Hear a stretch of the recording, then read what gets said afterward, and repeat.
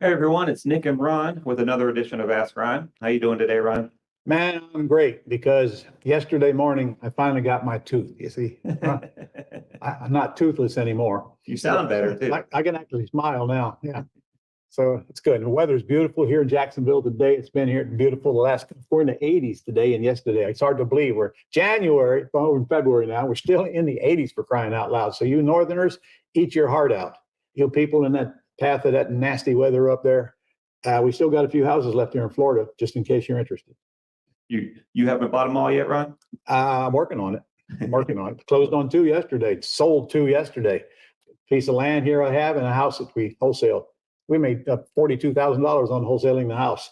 So that meaning I have an acquisitionist and myself. It's a beautiful time to be in this business. Ooh, William from Minnesota. Okay, Minnesota. Sorry. It's cold there right now. Oh man, is it ever? Do you ever have this CYA seller's acknowledgement form filled out by the seller at your initial deal meeting, or do you leave this for time of closing? I want the attorney to send it to the seller with whatever disclosures that he also wants them to sign, because I want the attorney to present it so that if I ever have a problem with getting sued for them, whatever, I want the judge to know that the attorney prepared it and the attorney presented it to the seller.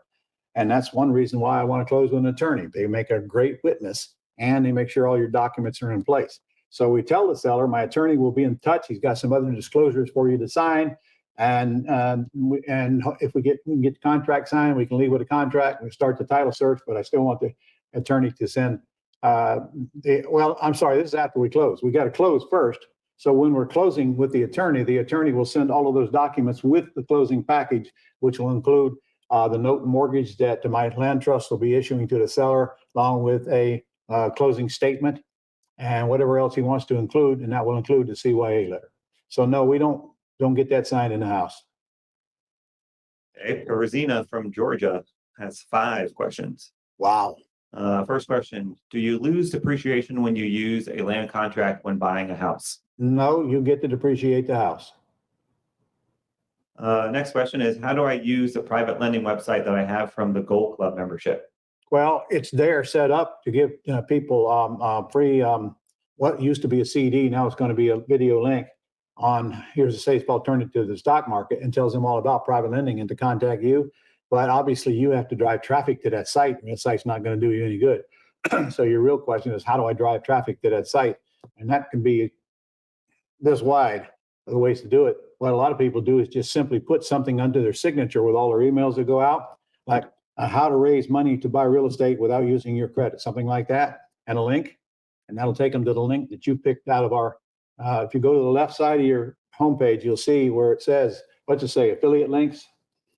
Yeah. So you go to that page and you pick the links that you think you want to promote in your, whatever, your email or however you want to drive traffic to it. They're all dedicated to you. There's only one person per link, so we'll know who to pay when that person comes to. Well, in this case, we're not paying anything. So this person is coming to that site and leaving the information for you to send them the link, and then you respond to them after they had a couple of days to read the information that we send them and to watch the video. And basically, I make the case for you in case you haven't watched that video. I tell them what private lending is all about and why they should contact you. And I don't mention the interest rate. But again, you've got to drive them to that site. To be honest with you, you got more people in your Rolodex. You got more money in your Rolodex than you can ever use to buy houses. You just need to learn how to ask for it. And I don't know if you've been to my quick start school or not, but Jake Connor comes in. He's a private money expert, and he teaches you how to ask for money right in your own Rolodex. You probably don't need to go outside of that. Okay. Next question from Perzina. Can I use Gold Club points for paying off the balance on purchasing classes and or courses?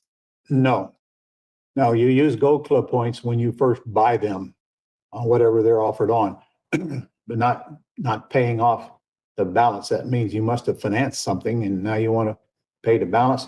No, can't do that. Gold Club points are used only on the purchase. Next question. Can I use private money lender to do a refinance on my own home that I now live in? You can, but I wouldn't suggest it. Number one, your rate's going to be a lot high. And number two, you're going to have to put a term in that private loan, and it ain't going to be 30 years. So a lot of your private lenders don't care about it. They want to leave the money out to get a high rate of return, but your payment's going to be rather high if you use private money.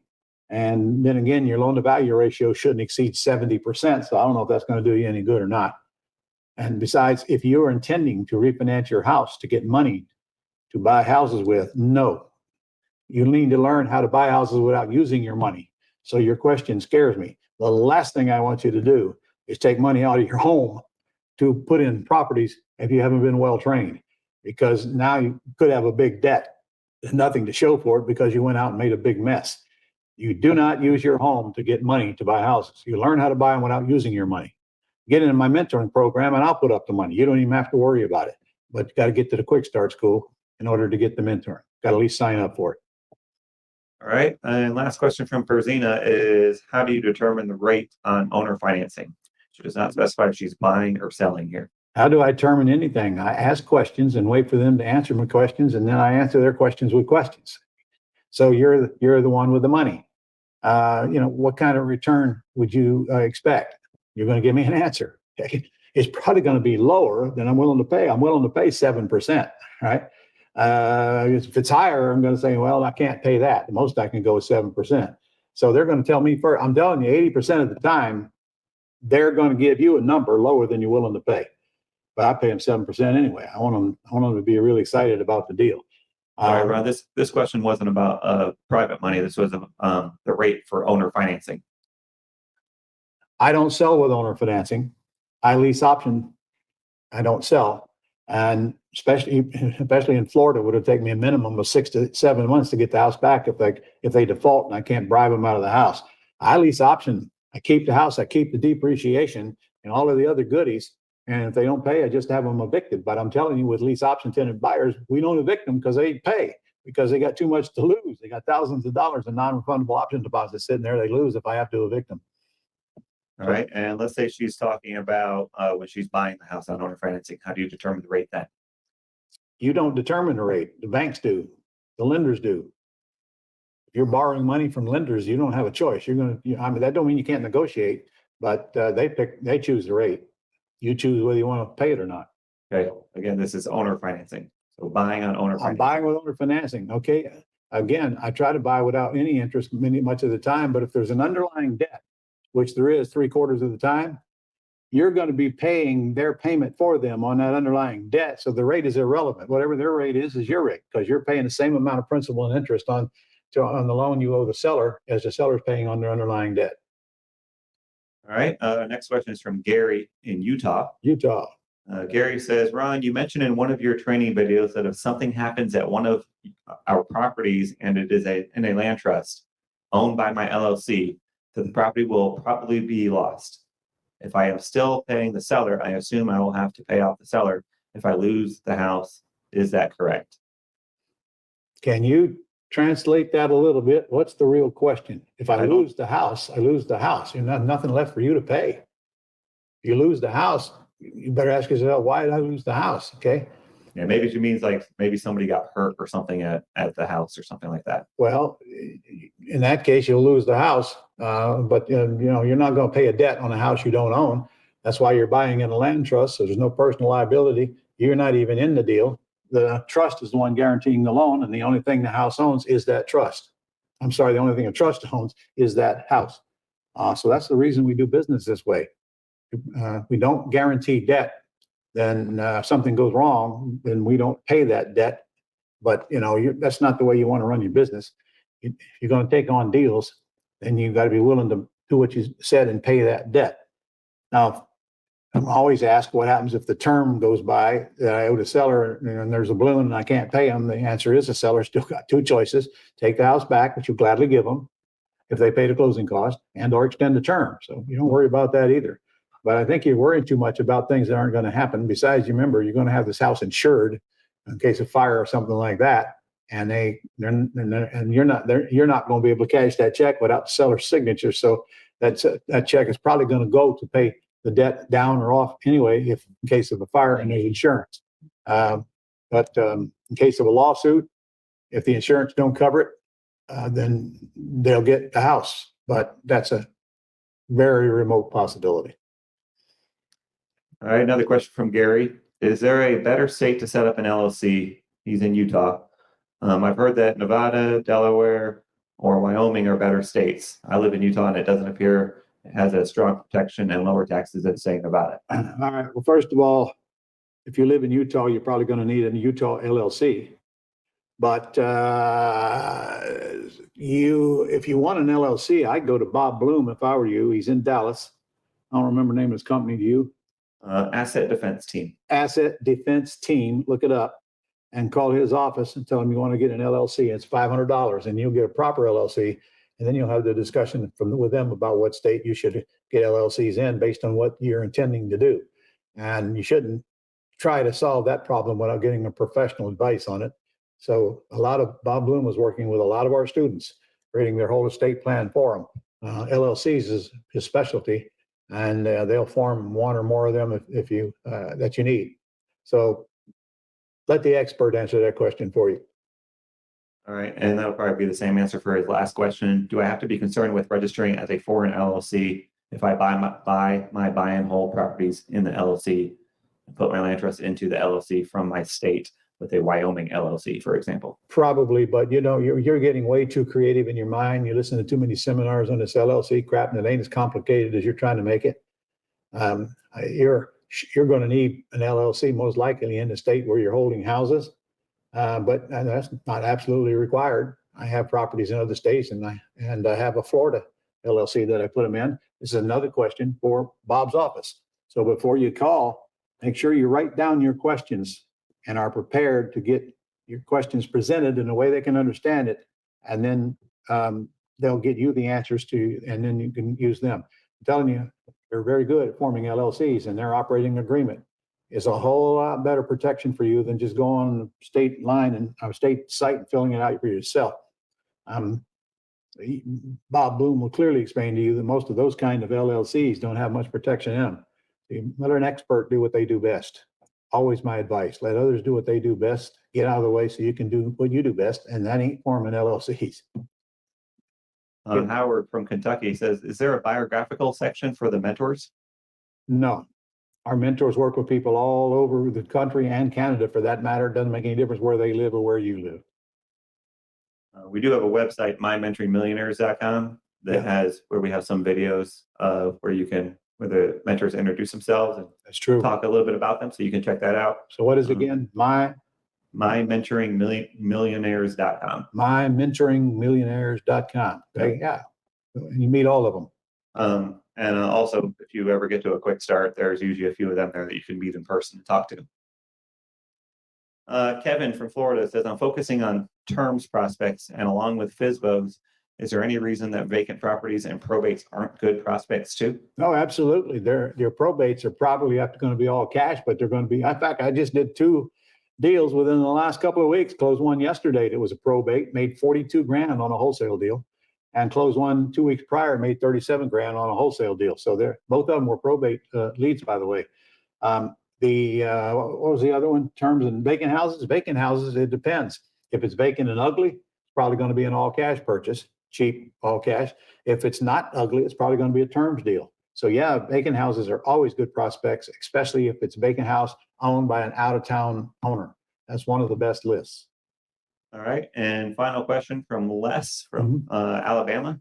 Says, I purchased a house paying the seller monthly while the tenant buyer pays me. The seller is definitely not paying the mortgage company on time. I have durable power of attorney with the mortgage company. Can I bypass paying the seller and make the payments to the mortgage company directly? Absolutely. And frankly, that's the way I'd have set it up to begin with, Les. I don't write checks to sellers and hope they make the payments. By the way, not hurting you if you don't pay it on time. They're creating their own late fee. Well, I guess, that is a problem because you got to make that payment. You got to pay that late fee. So I'm going to get back with a seller and say, hey, this ain't the deal. I want you to send me an email telling me that I can pay your lender direct because you're charging me late fees and I'm not going to keep paying them. It's just that simple. It's the credit, the seller's credit that's at stake. So if they're not doing what they're supposed to do, hold them accountable. And if they're necessary, you don't make a payment until they pay all their late fees that they owe because you're holding the cards. They're not. You own the house. they own the loan, and it's their responsibility to pay the loan, and it shows on they're screwing up their own credit. You might want to mention that to them. If this late fee is after 15 days late, it's going on their credit as a late fee. So if they don't have to handle the money first, then there won't be any late fees if you pay them on time. Now, if there's a difference between what you're paying the seller and what the seller pays their bank, you might want to set it up with escrow serve. That's ESCRO SERV, which will collect your payment, make the payment to the bank, and deposit the difference in the seller's account. Cost $50 to set it up and $15 a month last time I checked. The seller don't even have to bother with it, and yet your payment's getting paid. One downside is if you set up account with escrow serve, they're going to hold your money for about 15 days before they make the payment. So you probably need to get out a payment ahead so that you don't make the payments late from that point on. You might have to pay an extra payment in advance. So now when they make the payment, it's actually early instead of late. I hope you understood what I said. All right, okay. Well, that's all the questions for this week. Wow, that's it. Well, here we are in a brand new year. What are you going to do about it, huh? Going to sit around waiting let another year just go by without doing anything? Guess what you're going to get? Same thing you've been getting. Okay, so if that's not what you want to do, just get a hold of us. Let's figure out where you need to get started. And you get all the facts, you make a decision, and we got brand new financing now. I'm telling you, we love this financing. Nothing down, up to 84-month payments, 6 months you can pay it off within 6 months, same as cash. And a lot of people are getting qualified with lower credit scores than I would have anticipated they're qualifying them at. And almost instant approval. So get a hold of our office. And incidentally, if you're watching this and you happen to owe Global, you financed with Global, call our office and let them refinance it for you and get your payment down. And again, when you refinance it, you got 6 months, same as cash. You might have a much lower payment and you don't even make one for 30 days. So if you already have a debt with us, call and get it refinanced. Maybe you can upgrade while you're at it. If you have a debt with Vive now, we can't refinance that one. But if you're paying Global, we can refinance you. And you should get refinanced regardless. So call the number until get to our office and do that right away. Because we just got this financing and it's working out very well. All right. Is that it, Nick? Well, we do have a couple of events coming up this month. We got Finding Motivated Sellers, 15th through 17th. You want to? That's not what it's called, Nick. Oh, that's the name of the old course. This one's called Generated Quality Leads. And listen to this. This is 3 days of me teaching some, but mostly what I'm doing is interviewing companies that can generate leads for you, or interviewing companies that you can use to generate leads, but quality leads. In other words, people who need to sell, not just leads where they advertise online, like our Gold Club leads. Now, our Gold Club leads have been working pretty well when I'm in a boot camp and we got mentors out in the hall calling them. And I'll tell you, it's way easier to do deals when you get the right leads calling you. In fact, it's a game changer.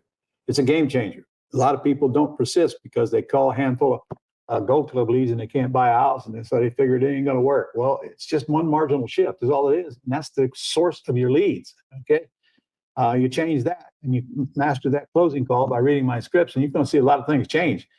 So come on back. And if you have been to Quick Start, it's been a while, get on back, because a lot of stuff is different now.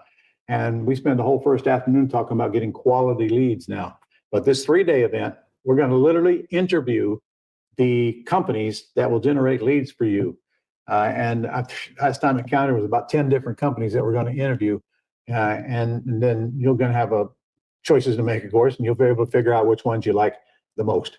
So that's the 15th, the 16th, and the 17th, right, Nick? That is correct. How do they register for that? We'll put a link right under here, and it is free. It's free. All right. So, and then there's another one. We got virtual Quick Start School, the 21st through the 24th. Okay, that's going to be virtual. That means I'm sitting in front of this camera for 4 days. All right. And then we have a short-term rental event, 3-day short-term rental event, virtual 1st through the 3rd of March. 1st through the 3rd of March. And then we have a live boot camp here in Jacksonville in March. It's going to be the first one we're doing in our building. We have a meeting room set up here in our building now, so you'll be coming to our offices. And in March, unfortunately, we got limited space in here. We can only hold 40 people. So if you want interested in that, you better get registered now. And if you're a repeat, we're going to have to put you on a waiting list because we only got room for a handful of repeats in this event. So if you first come, first serve on the repeats, and we're going to take up to what we decide up to 10, didn't we? I don't know. That's your call, Ron. Up to 10. By the way, a repeat, if you've been to a virtual and you haven't been to a live, I don't consider you a repeat. Okay. Because if you haven't been to live, you haven't been to boot camp yet. We do so much different stuff in the live event that we'll do here. So Nick, would you make sure that our staff next door knows that if they haven't been to a live event, they're not a repeat. Right. Okay. So anyway, I'll see you guys next week. Go get something going, get some leads generated, and let's get this show on the road here. If not now, when? See you next week.